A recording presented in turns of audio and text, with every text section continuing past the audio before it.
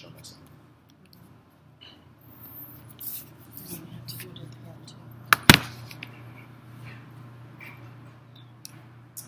According to American Wind Energy Association, there are almost 85,000 wind turbines in the United States, and about 4,000 of which can be found in the state of Iowa. Even though the thought of wind energy may sound very new and high-tech, the use of wind has been around for many centuries. The first uses of wind, according to Wind Energy Foundation, can be dated back to as early as 5000 BC, when wind was used to propel boats down the Nile River. Even though wind energy has been around for many years, the history of the wind turbine is fairly new. With this new source of energy, there are also pros and cons that affect the economy and the environment.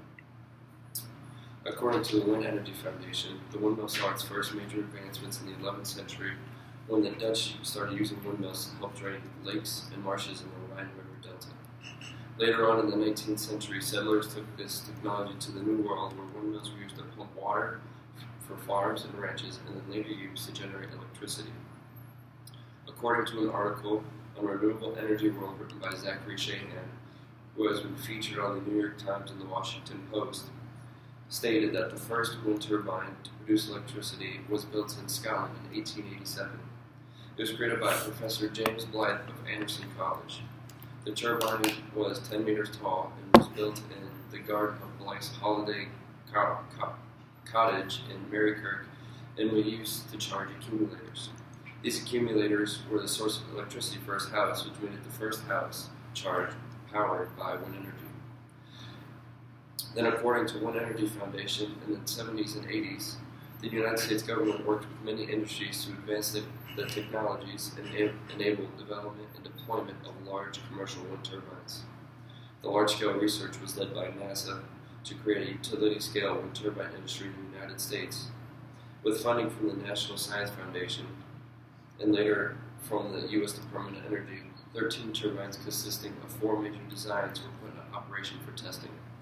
This research and deployment paved the way for megawatt turbine technology in use today. At the beginning of the wind energy in the 1980s and 1990s, it was very costly to build these huge turbines. It was also very hard to compete with the cheaper prices of using oil and natural gases. Today, however, it is a very different story.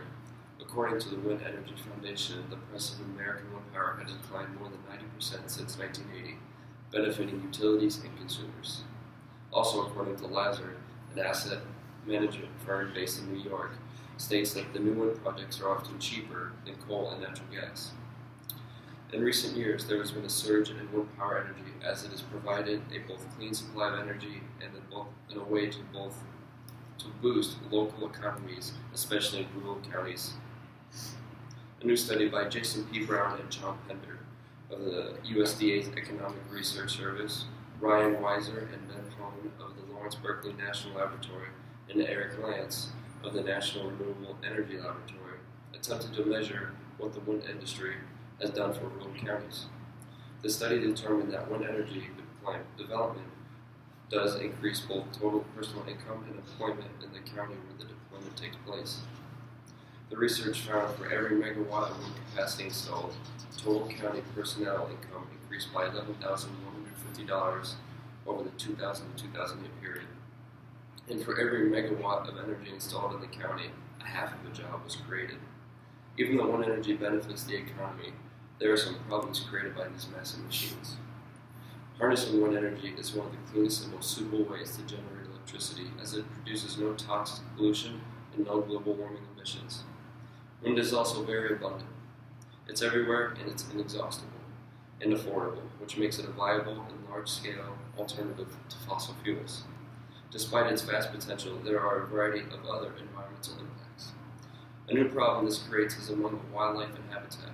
According to the Union of Concerned Scientists, the animal most affected by these turbines are birds and bats, which have been documented and studied.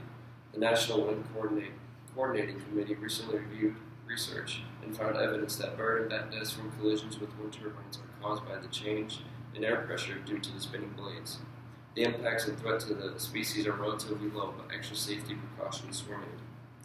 From research gathered from the study, bats are most active during low wind speeds. Using this information, Wind Energy Cooperative concluded that keeping turbines motionless during times of low wind could reduce bat deaths without significantly reducing power production. Other wildlife impacts can be mitigated through better location of turbines.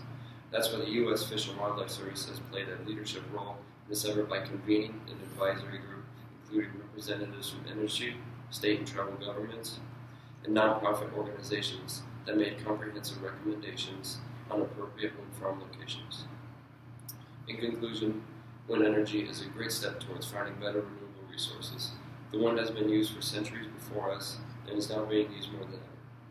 Many advancements have been made with wind turbines, as there has been a great impact both economically and environmentally. Wind energy boosts income, is becoming a cheaper and more practical source of energy, and is a way to create more jobs. Environmentally, it is cleaner than fossil fuels, but there are still some issues. These issues are being studied and researched, and steps are being made to upgrade the wind turbines.